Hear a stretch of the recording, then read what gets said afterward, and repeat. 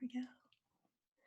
Hi, and welcome to True Grit and Grace. I am Amberly Lago, and I'm so excited about today's guest. I have my friend Omar Pinto in the house. I always say change is possible and hope is available. And after meeting Omar, boy, did that ring true. He is a coach who helps individuals overcome unhealthy habits so they can achieve their dreams and have the time and the freedom to enjoy things that they love most. He's a keynote speaker, an addiction recovery specialist, a very gifted storyteller, and the host of one of the most successful podcasts on iTunes called the Share Podcast. He's won the battle with addiction and is now transforming the lives of millions around the world through his coaching methods, support group, and leadership. Omar, I'm so happy you're here. Thank you for being on the show. Amberly, what an incredible introduction. Wow. I feel Oh, so well, honored. you know what? I said that you're transforming lives, but I don't think that's enough. You are really saving lives with all that you do for people around the world. And I mean that. I was so grateful that my really good friend Stephanie told me, hey, do you know Omar? You got to meet Omar. He's amazing. You got to meet this guy. And so I listened to your podcast, and then I reached out to you on Facebook, and we were able to connect. And I actually got to be on your podcast, and it was instant connection because I think that we can relate to each other and really going through some hard times, but turning that pain into purpose. And that is certainly what you have done.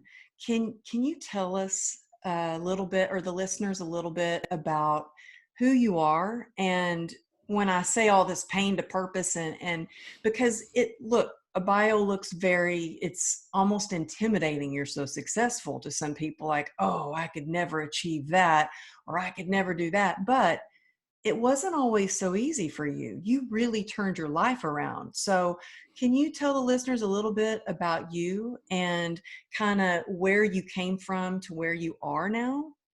Sure, absolutely. And it really goes in line with what's on your hat, grit and grace, which there's a lot of that. I would say that the majority of my life has been about grit, grinding, and struggle, and sacrifice, and hurt, and pain, and ultimately finding that grace, finding Mm-hmm. that grace. I'll get to that. But let's just talk about the grit part first. I have like two versions of myself. Like I've got like two personalities. One personality I identify as soft Omar, and the other personality as like authentic, true Omar. Um, I would say that they're all authentic because they're all inside of me. They all serve a purpose.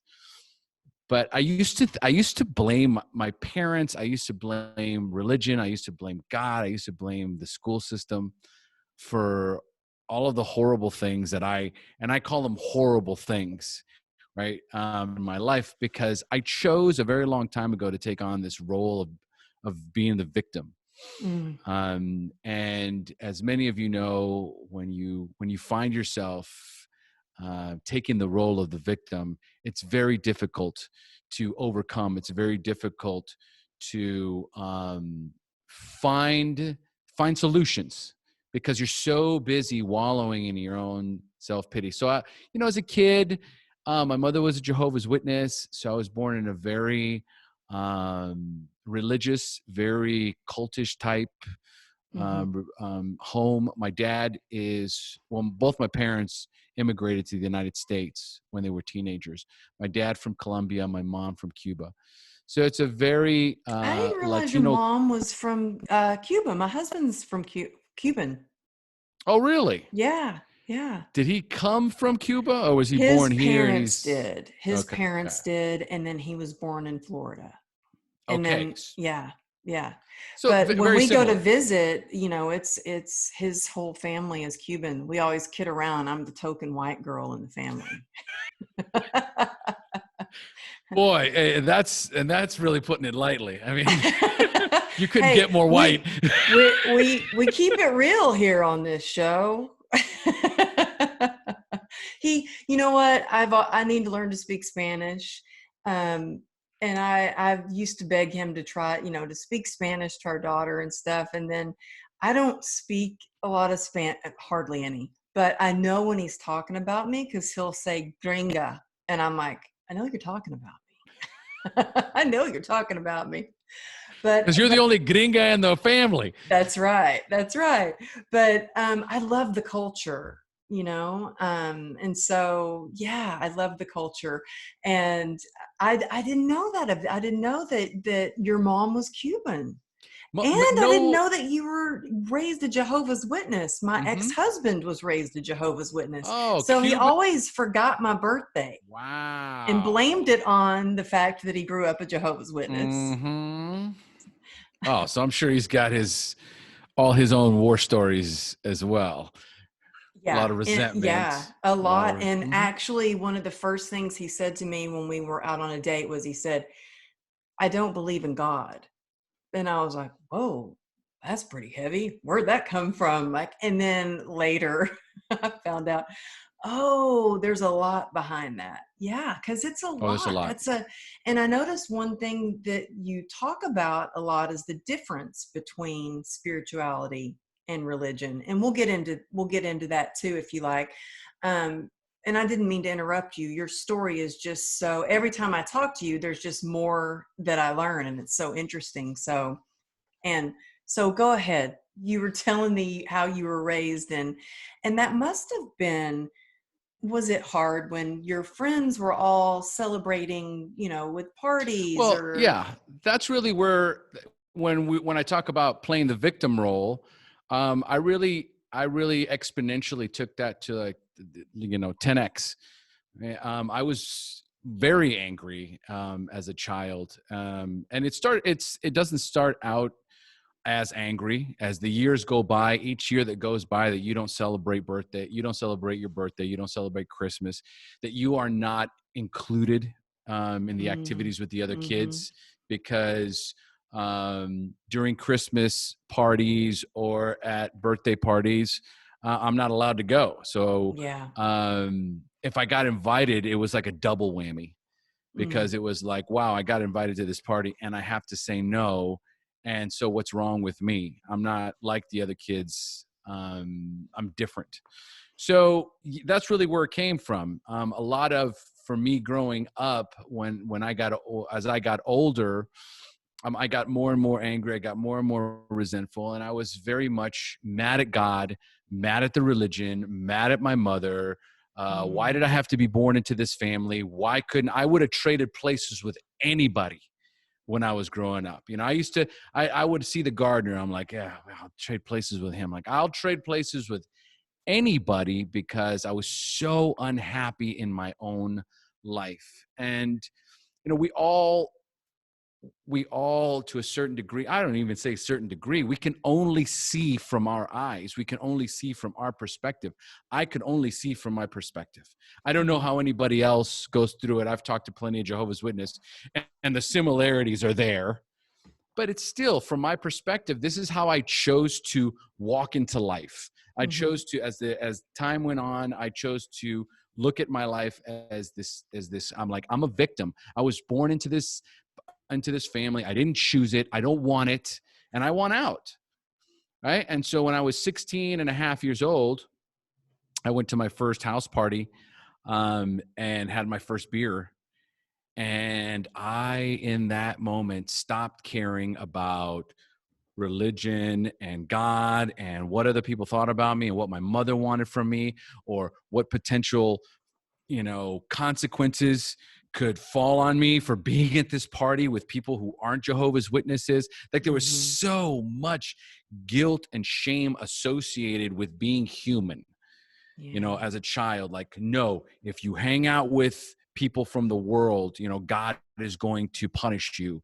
You will not inherit the kingdom of God. You will be Wow. sinning That's a against God. So lot of there's, oh, pressure. fucking heavy, Just, oh, heavy, heavy. So no heavy. wonder you had your drink and it was like, Relief. Yeah, I stopped Instant caring. relief. Yeah. And this is the point. Here's the really important big point in all this is that when you drink, when you take a controlled substance, what it removes is all of the programming that has been downloaded. Okay, so you get this programming that says you should feel guilty when you do something wrong. When you do not do what you're told, you are doing something wrong, which inherently makes you wrong. There's something wrong with you, and you will be punished. And you actually, as that programming gets downloaded from your childhood, there's a part of you that believes it. There is absolutely no question about it. You believe it because it was your parents taught it to you, so it's doctrine. When you drink, all of that becomes just dribble and crap. And as a matter of fact, it doesn't even exist. In that moment, in that particular moment, you are free. I was free, completely free to be me. And I just Mhm. jumped into my personality. Like I was loud and funny and gregarious, and I was talking to everybody, and I wasn't worried about how I look, and I wasn't worried about God punishing me, and I wasn't worried about anything. For whatever reason, all of the programming got blocked when I was drinking. Mm. And at that moment I realized, oh my God, this is it. This is the secret. And I understand now why they don't want you drinking. Because when you drink, you realize that all of that stuff, it's Is not true. crap. It's crap. It's not true. Like you can act like I'm having the time of my life and I haven't been hit by a light bolt. So I have been fed a load of crap. And this is the magic, the magical remedy for healing that I needed. So I truly believe like alcohol and drugs get a super bad rap.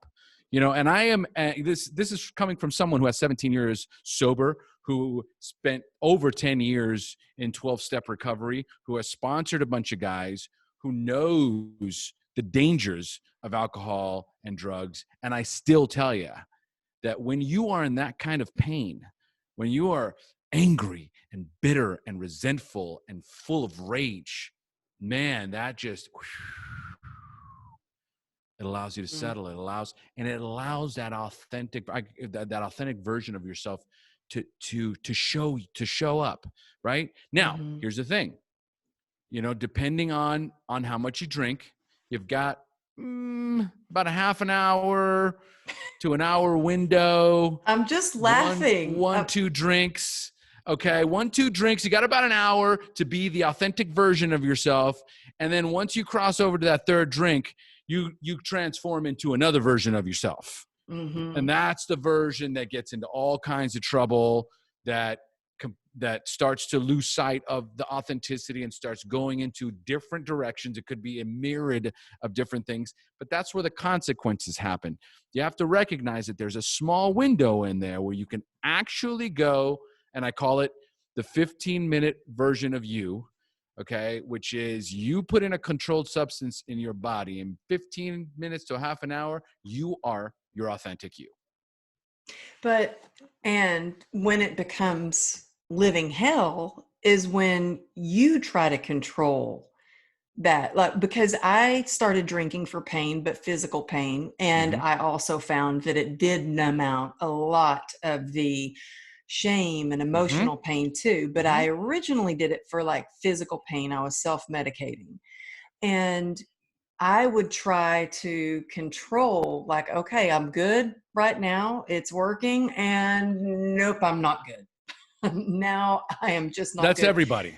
And you know, when you try to control that, it becomes it's horrible. I mean, my life became completely unmanageable. Um, it and it didn't take that long, but um, pain is pain, and I believe, you know, and there's a lot. And look, I think it doesn't discriminate. Life, we have adversity, we have challenges. And, you know, if we don't deal with that pain, like all those years built up and built up and built up until you were like, I need relief. I just need, and that alcohol was your relief, and it worked until I guess it didn't. but pain is always there. And unless we take a look at it and really start to heal it and be gentle with ourselves, I think that it can turn to rage or anger or and destroy us. And Yeah, no, so listen, the alcohol, that's just the awakening. Okay. That's all it is. The alcohol and the controlled substances is literally just the awakening. It allows you for a moment to get a glimpse of who you really are. It is not the answer. It is not the solution. It is simply an opening, okay, a doorway into the truth. Okay. let's And hope what people listen to more of the podcast, or they're just going to listen to the very first, go, alcohol's a solution. Whoop, I'm going to get me a 6-pack. they can do whatever they want with this. It's up to them, right? And I believe that everyone has the right, or deserves the dignity or the right to their own bottom. And that's what happened to me. Like, many years later, I was on the floor praying for death, Mhm. because the alcohol and the drugs had completely taken control of my life. You can delude yourself into believing anything you want to believe. And if you want to listen to me and go, oh, okay, well, Omar just co-signed me to drink, then go right ahead. But I will tell you this, once again, I have 17 years sober from drugs and alcohol, because those are not the solution. Nowhere in there did I say it was a solution. I said it was a doorway. And what it does is it allows you to see a version of yourself free from guilt, free from shame, okay, free from the anger and the resentment and the bitterness that Mhm. you have inside of you because you feel trapped. Okay, I at the like end that of you the say it's the doorway Mhm. it is. Well, how long were you drinking until it became completely unmanageable, or like Oh, this right from is the not? beginning. Right from the beginning, it was unmanageable. Right from the beginning. You see, what happens is you discover the doorway, and then you start chasing the high. Okay, so first it's like, oh my god, like the first drink is like, ah, and then the 10th is,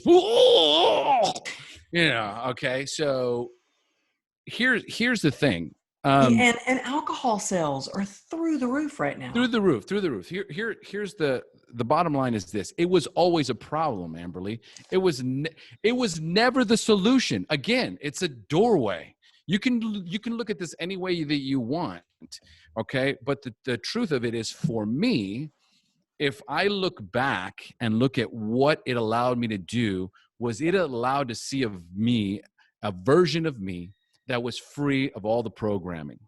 Mhm. However, if you keep drinking, it just sends you into this bottomless pit of despair, and then ultimately sends you into different types of drugs, and then you're addicted. And now, instead of the doorway closes after a while.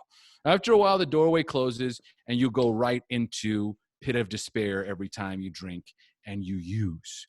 But for some people, that have not reached that level, there are those people that many of my clients are still very functional alcoholics. They have a family, they go to work, they have a job, they pay their bills. Like, everything on the surface is manageable, but Mhm. they're right on the edge. They're right on that. They know that if they, just one false move, and their whole Jenga set could come crashing down. Okay. So in many cases, I go, listen, relax, relax. Okay. There is something going on in your life. There is some trauma. There is some healing, emotional healing that needs to happen. And what's preventing you from having a complete nervous breakdown right now is you're being able to manage it with alcohol. So let's work on emotional, it's usually this emotional overwhelm that's preventing you from just being able to cope and deal with life. It's all what it Mhm. is. Like, I have a problem dealing with my life currently, but for whatever reason, I'm still managing. Okay. And so how do I get to this point where I don't have to manage with alcohol? So for me, Mhm. in my story, it was all of the anger and the bitterness and the resentment, not just from being raised as a Jehovah's Witness, but also believing the programming. So imagine that you feel all this guilt from abandoning your mother, abandoning the religion, abandoning God, walking away from everything that you were taught. You were taught to believe that there was a certain lifestyle, or a certain I guess life. What's the word I'm looking Like for here? expectations that you were expected to uphold with the family. And Great. Yes. Okay. So that I am supposed to live according to these expectations that were taught to me as truths. Mhm. Internally, there's a part of me that either doesn't believe it or doesn't want to believe it. And the pain happens when it's just, I don't want to believe it, but there's a part of me that does believe it. So here is me walking away from this. So eventually I'm going to be paying the consequences for abandoning God and abandoning this religion, abandoning my mother, right? Going my own way, doing my own thing. So there's this constant fear of impending doom all the time, that even though I'm choosing to live my life on life's terms, I always kind of had this belief that at some point the rug was going to be pulled out from under me, right? There was Well, like, and I think that we all as humans want to feel accepted and loved. And that was threatened when you chose to walk away. Uh-oh, my mom may not accept me anymore. God may not accept me or love me. That's a lot of pressure. How old were you? 16 when you decided to walk away from I 16 and a was half? I was 16. I was 16 and a half. I was 16 when I told my mom I no longer wanted to be in the religion. Okay. I was Mm-hmm. 16 and a half when I had my first drink. Okay. And she said to wait till she said, hey, listen, you're still under my roof. So, you're legally of age at 18. Can you just stick it out till you're 18? And I said yes. And I think there's a part of me that's resentful that I agreed to that, because I didn't want to agree to it. I agreed to it because she wanted me to agree to it, right? So again, it was more of need for acceptance, people pleasing. That's what I was taught. I was Mm-hmm. taught to people please. I was taught to seek other people's approval. I was taught that other people's emotional state is my responsibility. So if my mom's not happy, it's my responsibility to make her happy. Okay. And Mm-hmm. so this is extremely painful as a child. And then you just carry this into your adulthood. So every time you talk to your mom, or every time I would talk to my mom, the phone would ring. I'm like, oh, it's my mother. And I didn't even know why I was in such distress every time the phone would ring. But Mm-hmm. I already knew, like, she's gonna make me feel guilty. She's going to make me feel ashamed. She's gonna say something that is going to ruin my day. Okay. Mm-hmm. I just know this. And so this is why for so many of us, we don't recognize that we have these toxic people in our lives, like our mother or our father or our brother or our sister.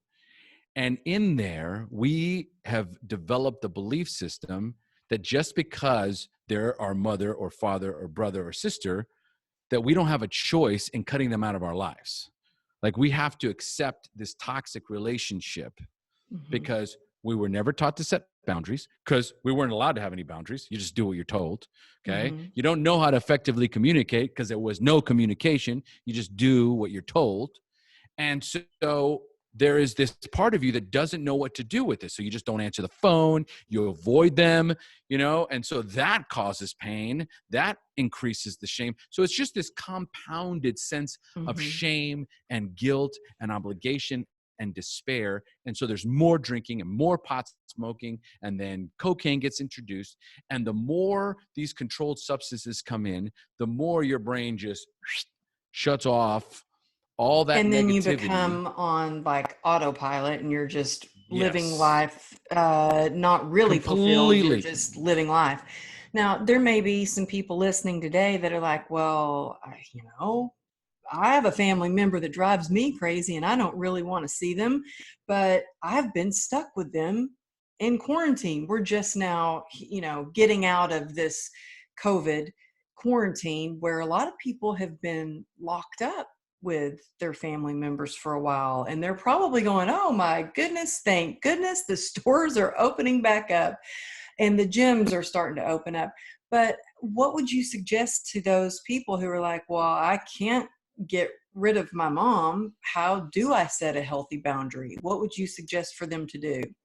And by the way, I love my mom. It's her birthday today. And luckily I have a mom that I'm like, oh, I can't, that's my mom's calling, because I Yeah. know a Well, lot of people don't have that.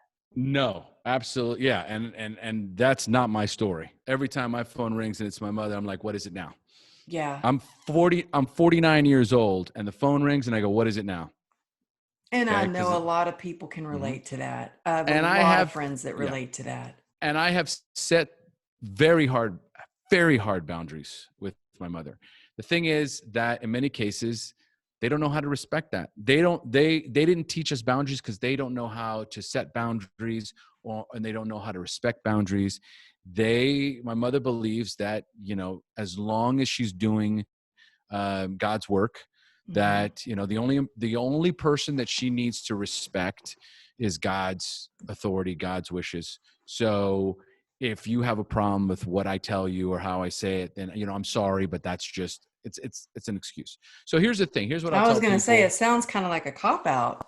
It's totally a cop out. So there's no easy answer here. If you're stuck with a family member that doesn't respect your boundaries, or more importantly, you haven't even set boundaries with them, now's the time to get into a fight.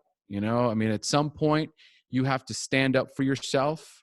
At some point, I literally had to stand up to my mom and say, this behavior is completely unacceptable. And if you do not respect my boundaries, which are these 1, 2, 3 things, okay, then we will not have a relationship, period. End of story. We will not spend time together. We will not hang out. We will not communicate unless these boundaries are respected. And if you're trapped in the house with them, then more importantly, if you keep this bottled up, it's going to come out in another way. Okay. If you're more of on a passive aggressive note, you're going to snap eventually.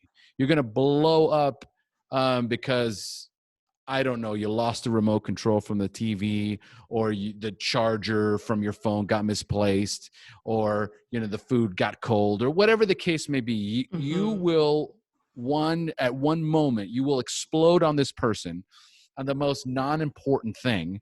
The other person's going to go, well, see, they're crazy. Yes, Okay. so, right. Right. But I think communication is key. I mean, Yeah, but here's the thing, Amberly. We know this. Like, the question is not the communication is the key. The question is, when you're in a toxic home environment. Okay, the person listening right now going, my mom's not going to listen to me. That's what they're thinking. I've tried to talk to my mom, and that's why I said you got to get ready to pick a fight, because it has to be very, very, very clear. In other words, it's like, listen, we need to sit and we need to have a conversation. You have to set that tone, because in hmm. many cases, when you're the child, you could be 30, 40, 50 years old. When you have a toxic parent that does not respect boundaries, you're always going to be their child. Hmm. Well, what Okay. would you suggest to someone who's sitting there listening, going, well, I don't like to fight. I don't like to cause Mm-hmm. problems. I would rather have a healthy relationship, but Omar's telling me to fight, and I don't want to fight. Yeah, What? I really don't have an answer for you. Okay. I can only give from my experience. Hmm. And in the people that I have coached, in my relationships with my sister and even with my mom, lots of dysfunction. And so they refuse to respect boundaries. So you're going to have to be prepared for them making excuses, saying they don't know what you're talking about. That's not true. Right? You'll set these boundaries. They'll say, of course I respect your boundaries. Of course. That's, why you're overreacting. So my my point being is, there's this idea of, yeah, I don't want to fight and I don't want to have this kind of conversation, but inside you're eating it. You're eating the toxicity, you're eating it. So it's building. So what's happening is you're repressing and you're suppressing all of this anger and all of this resentment, which will eventually turn into rage. So first of all, you have to decide, what are your boundaries? First, that's number one. So what is it about this relationship that needs to change for this to work for me? And then you have to be prepared to have this conversation where you sit across from your mother or your father or your sibling and you say, listen, I don't want to fight with you. Okay. I really don't. But we need to have a serious conversation about how we're living together, right? We need to talk about some boundaries. We need to talk about respecting each other's privacy, talk about respecting each other's life choices. Mm-hmm. Okay. And that's the beginning. You set this tone, and you have to expect that someone who has never had this conversation is going to immediately take a step back. They're going to feel threatened. They're going to be like, you know what? I don't know what your problem is. I'm not ready to have this conversation, blah, blah, blah. You have to kind of almost be ready for them to get on the defensive because they've never had this. Okay. And so you're like, you're going to have to insist and say, listen, we need to, because it's really affecting me. Okay. Like, I'm getting upset. We live together. We're in quarantine. We have to figure out a way to get along. Okay. Mm-hmm. We have to. Now, if they decide to sit and have this conversation, then what's going to happen is you're going to start setting down your boundaries. Once you start setting down your boundaries, that's going to trigger them as well. Okay. Mm-hmm. I don't do that. And that's ridiculous. And I don't know what you're talking about. And then you're sitting there going, okay, here we go. We're kind of getting into this space. It goes, you have to be able to hold the line and hold your ground and say, I understand that you might not see this. Mm-hmm. So But I I think it's am, really mhm, important to go back to what you said in the beginning of, first, it's really important that you know what your boundaries are. mhm, What is important to you? What are your values? Why something is triggering you? Um, and even now, when people are under so much stress from the economy, maybe some people still aren't back to work. Maybe they lost their job altogether. Maybe there are toxic relationship, people at home that aren't getting along, because it's hard. Homeschooling is hard. It is really hard. And they feel triggered that, oh, I just want to escape. I want to feel that freedom. I don't want to think about stuff. I don't want to think about any of the programming I have going on. And they want a drink. What would you do? How did you stop? How did you stop going to that as your solution instead of going and then change your life around and start coaching people and coaching people through relationships and on recovery and addiction? How did you stop? How did you go, oh my gosh, that I'm triggered and I want to drink, but now I have to do something different? well, for me, it was I had just, the consequences that the level of consequences and the level to which I had destroyed my life I was no longer able to deny how bad it had gotten. You start just burning one bridge after another bridge after another bridge. So it was really at the end, my business partners had locked me out of the business, out of the office. They had told me I have to go to rehab. I have no business. I'm suspended from the business indefinitely, until they see some sort of improvement. So it was like, you need to go to rehab. My wife had kicked me out of the house, so I had basically living by myself. I'd been kicked out of my business. Most of my friends wanted nothing to do with me. I was really at this point in my life where I was alone, where no one. I was living in I live in Costa Rica, so my mother and my father and my sister, everybody's in the States. And I was so ashamed of who I'd become and how horrible my life was. I didn't even reach out and ask them for help. Mm. I wanted to keep them as far away from it as possible. Well, And it's I really remember, hard to reach out for help when you're struggling, especially if you were raised a certain way. For me, I was raised to, it means you're weak. You know, if you show your vulnerability or ask for Mm-hmm. help, then you're not capable of doing that on your own. Well, you know, that somehow reflected back on me that I wasn't good enough. Like, and it all had to do with my self-worth. And so for me, I had to get humbled down to go, I need help. And now I stay humble, but to me, when you ask for help, you grow so much and you get to do so much more when you have people support you through your struggles. And so although it took a lot of courage for me to ask for help, the more you do it, the easier it gets, I feel. Well, absolutely. There's no way I could have done this alone. But I certainly wasn't going to ask anybody that I knew in my circle. I had hurt too many people. I really didn't even trust myself. I had not kind of really, I did not. I'd lost complete faith in myself. And so there was this evening, there was this night where, my wife, um, was a few months pregnant at the time. We were separated, for all intents and purposes, like everything was falling apart around me, right?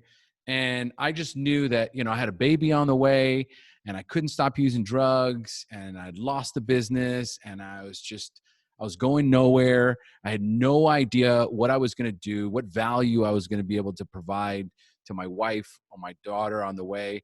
And, I remember one night I had done so many drugs and I felt like I was going to have a heart attack. I Mm. thought, and so in that moment, I asked God for the first time because I had walked away from God. Now we're talking at that point, almost 15 years. So about, Mm. I would say close to 15 years where I had just walked away from God, walked away from spirituality.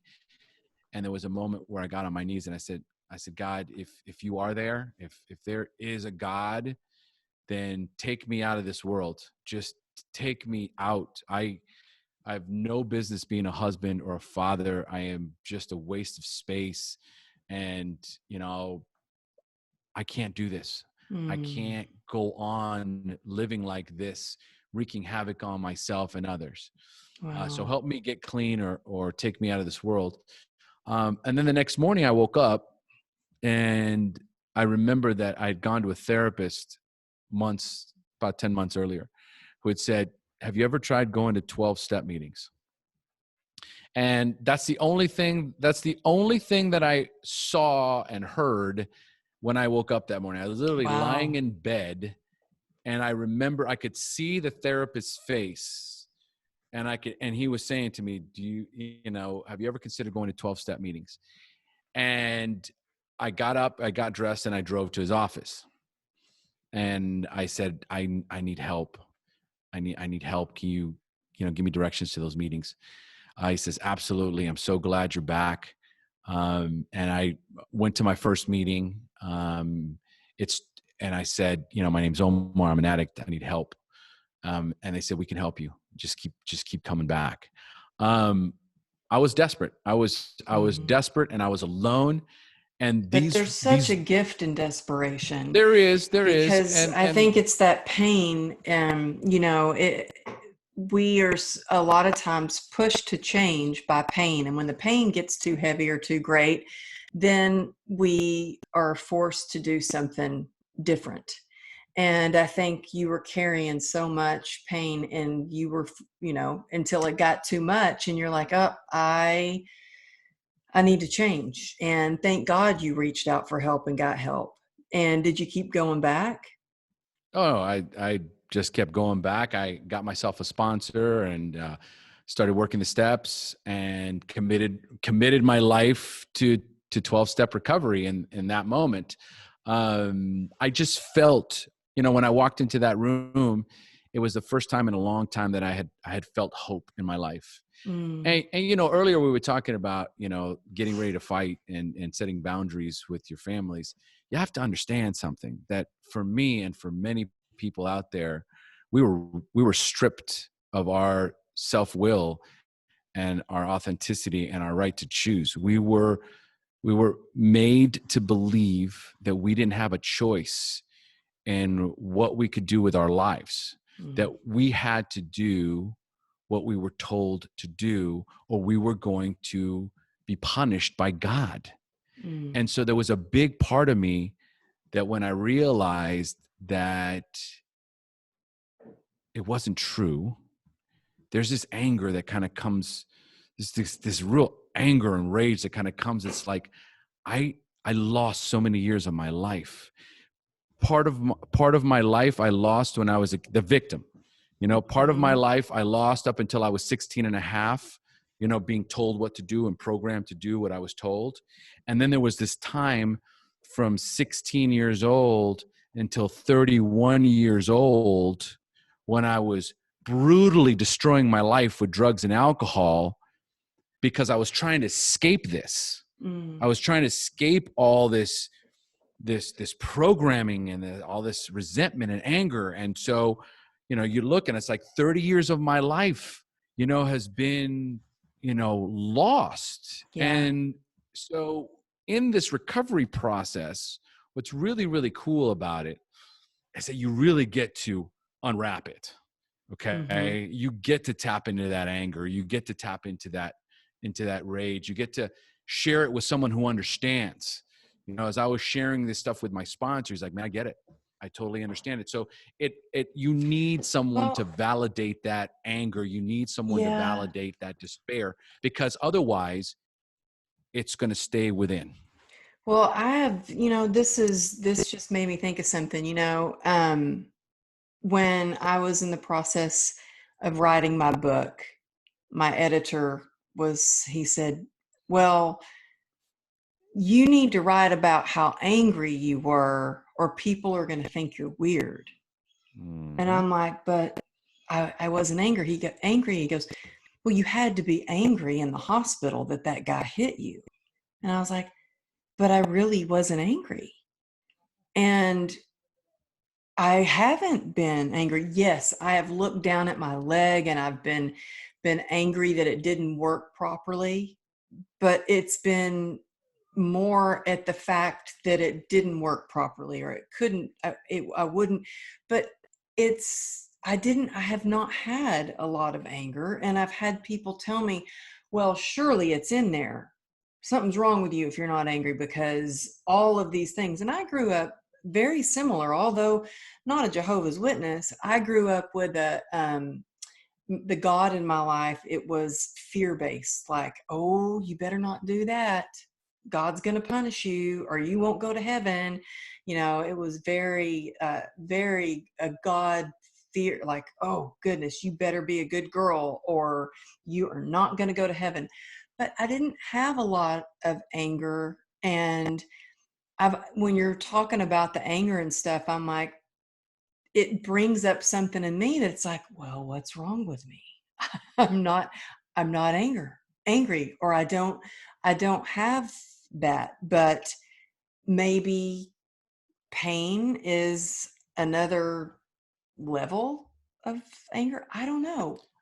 Well, and that's the big question.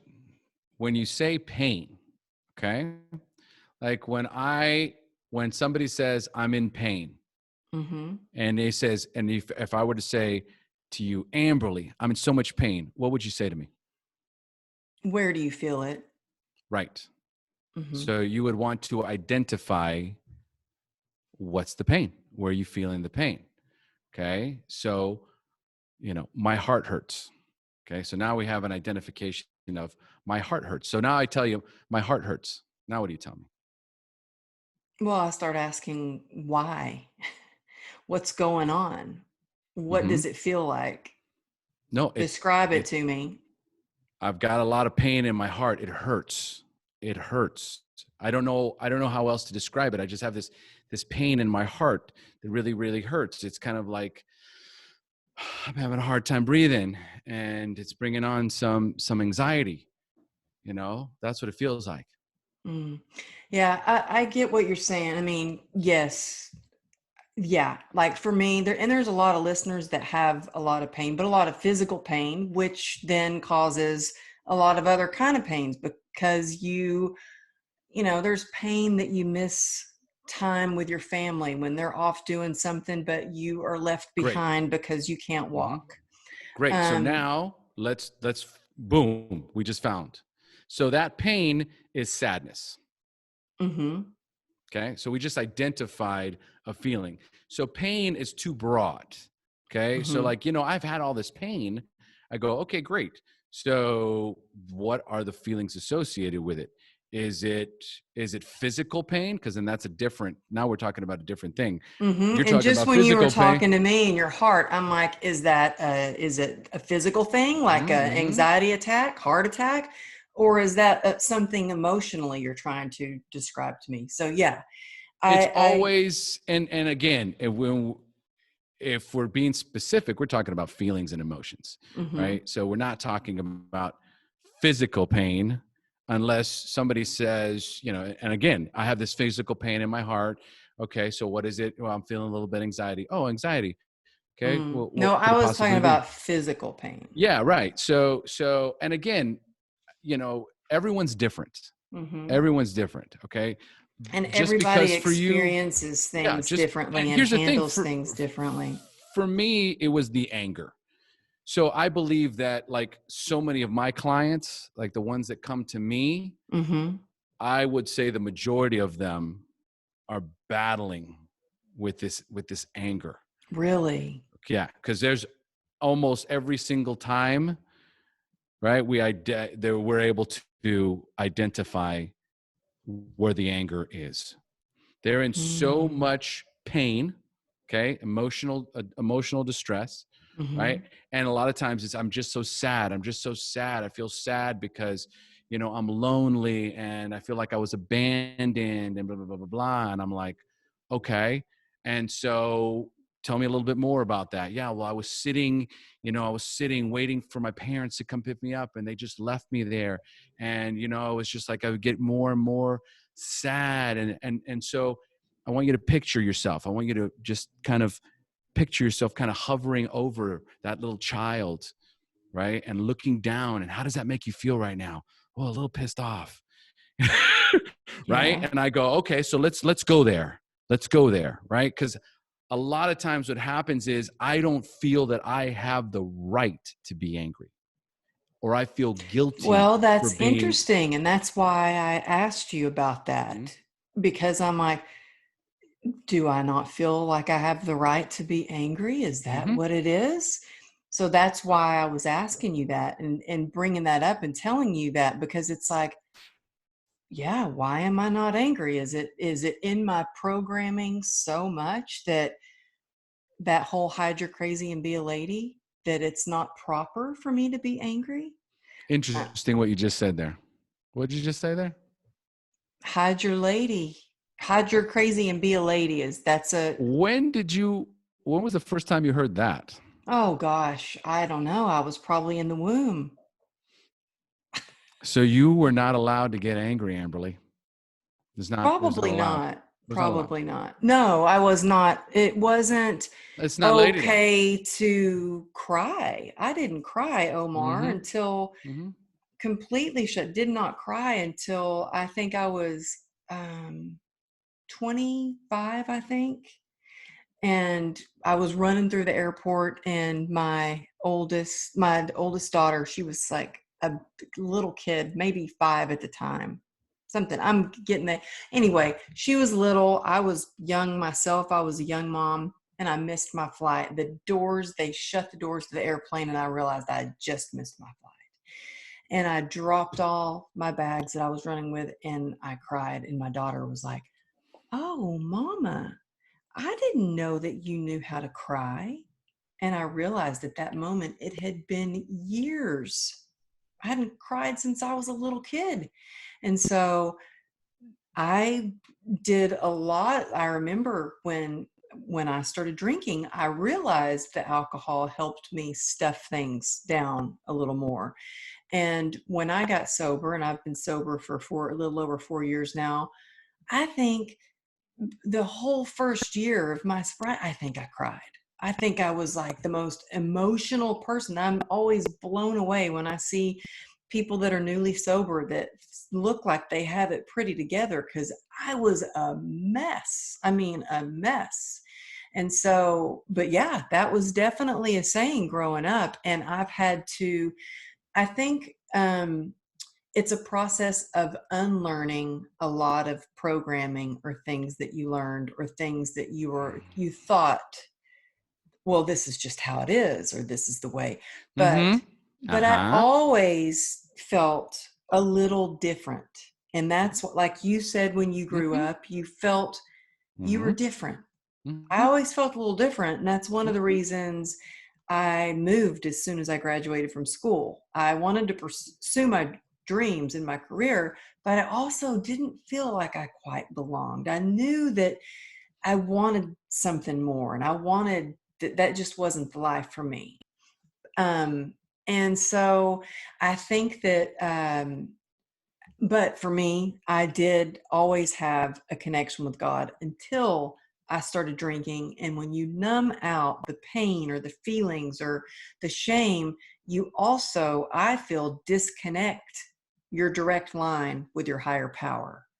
And thankfully, when I got sober, I have a direct line again, because I think there's no way I could get through so much of what I go through without the grace. That's what the grace stands for, the grit, and then by God's grace. And so thank goodness for that and for community. Um, and you talk a lot about religion and spirituality in your support group, and your support group is just growing by the minute. One of the things, and this is totally kind of changing subjects, but I wanted to ask you before I forget, how do you, you're in charge of this, you run this big support group, you have a successful business, you're doing speaking everywhere. How do you balance your work life and your sobriety and your family time? Well, Google Calendar. And you stick to it.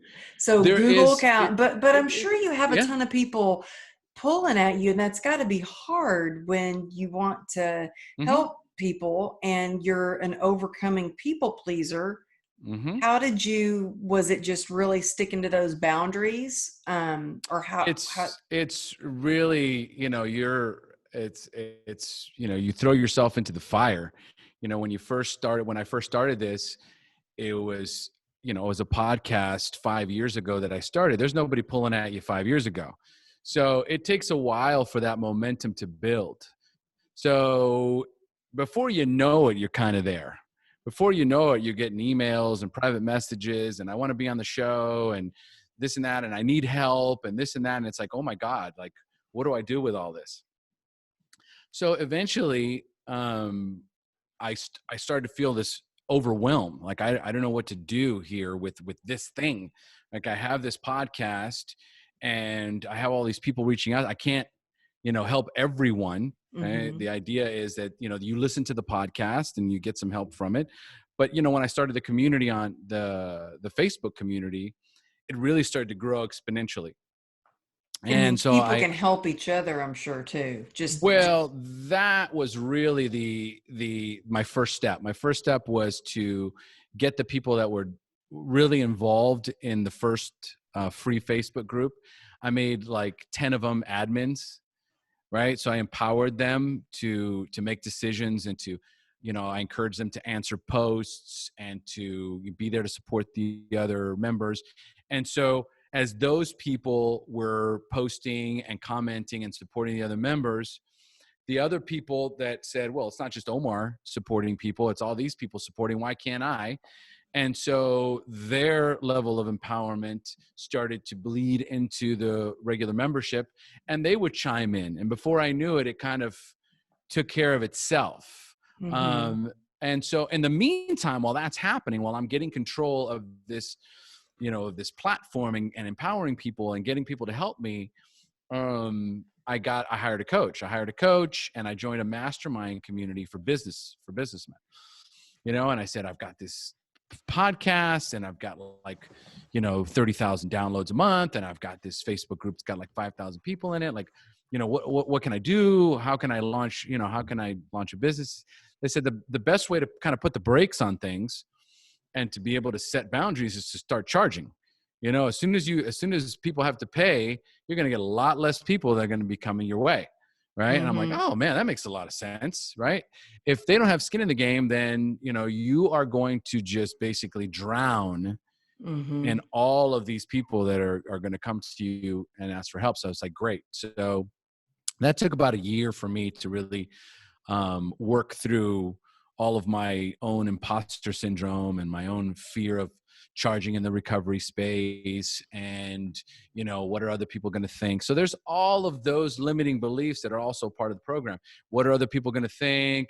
Who am I to do this? What qualifies me? So there was all this kind of these what I call limiting beliefs that was preventing me from launching. But as soon as I got a coach, and as soon as I joined the mastermind, I got the right coaching that I needed. They were like, listen, if you have people that are currently listening to you right now every single week, they know, like, and trust you, or else they wouldn't be coming back. They're Mm-hmm. probably dying for you to put something out so they can connect with you on a more intimate level. And so that's what I did. That's when I launched my coaching practice, and I launched the membership community, and immediately just started filling up. Like, this was 2.5 years ago. And there was people that were like they said, they were like, yeah, man, absolutely. I want to get in there. I want to join. And Yeah. they actually wanted something more intimate. If they're paying for it, there's a lot less people that are going to pay than not pay. Okay. Mm-hmm. So you automatically are with a different group of people willing to invest in themselves, willing to pay to be in a more intimate, group. And also they have direct access to me. Like, the people that are in the smaller group, they can private message me. I'm on weekly calls with them. So they have much more access to me. And then I continue to empower them in that group. So really that was the way that I started. And then they were like, you need to block out your day. You're like, the week before, you need to have everything scheduled out. Whatever the universe abhors a vacuum. So if you've got space in your calendar, it's going to get filled. Mm-hmm. So make And I sure. can't agree with that more, because if Mm-hmm, I don't write in my calendar that mm-hmm, this is the time that I am working on another course, mm-hmm, one of my courses, then I will fill that with a client. If I don't mm-hmm. block out a time where Amberly's workout, I will fill that with a client. And so I get carried away talking to you right when I said that. I'm like, oh my goodness, I just looked at the time. I'm like, oh yeah, see, I have to look at the time, Uh-huh. and gosh, this goes by so fast with you. I could talk to you all day. Um, but we have to get going. Yeah. But before we go, I do want to ask you a question. What do you think what is resilience to you? What is the definition of resilience to you? Fall down 7 times, get up 8. There just isn't, you never, ever, ever give up. I mean, I remember one time um, I was talking to one of my coaches who's known me for many, many years. And I said, I think it's time for me to write a book. Oh no, we were working on some different public speaking topics. And I said, I want to make up a list of some public speaking topics so I can work on some new speeches. And I said, I'm kind of stuck though. And I go, you've known me for so long. What would what topics come to mind? He goes, the first one that comes to mind is perseverance. Oh, you've never, ever given up. And that's Mm. something that you not only have learned on your own, but this is something that you can teach people. You've never given up. I've watched you fall down and get back up and fall down and get back up and fall down and get back up. You do not give up. And every time you get up, you're a better version of yourself. Mm. Well, So that's the key right there. Get back up and be in a better version of yourself is where, because that's where the magic happens. That's where good things start to happen. So I love that. What is the best place for people to find you? I mean, of course your podcast, but then if they want to check out your courses, where's the best place to reach out to you? Best place to find me, two places. Go to www.thesharepodcast.com. Share is spelled SHAIR, or just go to omarpinto.com. Both of those pages, one primarily features the podcast. The other one primarily features my coaching. Each one of those websites, you can get a hold of me. I'm on Facebook, Instagram, Twitter, Omar Pinto. Just there's not too many Omar Pintos out there. No, I think you're the one and only. I mean, your name pops up the minute you. Yeah. Well, my little bald head pops up when you type in Omar Pinto. I'm easy to find. Well, I just appreciate you taking the time to come on and share your inspiring story and what you've done to transform your life, and how you're sharing so many tools and nuggets of wisdom to transform other people's lives. And you really got me thinking about that whole anger thing. My husband better watch out. Yeah, I may just unleash. I'm gonna give you a little tip, okay? Just a little tip. Grab a piece of paper, okay? Breathe deeply, okay? Sit down, pen and paper, and just start with, I am angry because, and just see if anything comes up. Okay. I did do that with my leg. Okay. And my best friend was like, she thought that I was going to write like a love note to my leg. She wanted me to write something. So I let her read the paper, and it was like, I hate my leg. It doesn't work right. I mean, it was, and she read it and she was shocked, because those kind of words don't come out of my mouth. Like, hate is like a 4-letter word in our house. And she was like, oh my goodness, I had no idea. But it was very healing for me. It's cathartic. It really was. And I was able to let those feelings come up and process that, and then learn to love my leg. And now I look at it with gratitude for all it does for me, instead of for what it's the victim mentality versus the victor mentality. And to be a warrior, you have to, embracing gratitude changes so much. It's changed my life. So try that out. And when you're done, light it on fire. That's what I did. That's what I did with my friend. Okay, perfect. Exactly what to see, what else you can tap into, because what really else pops up. And it's not about the thing is you think, well, it's about release. This is your opportunity right here to release any anger that's inside.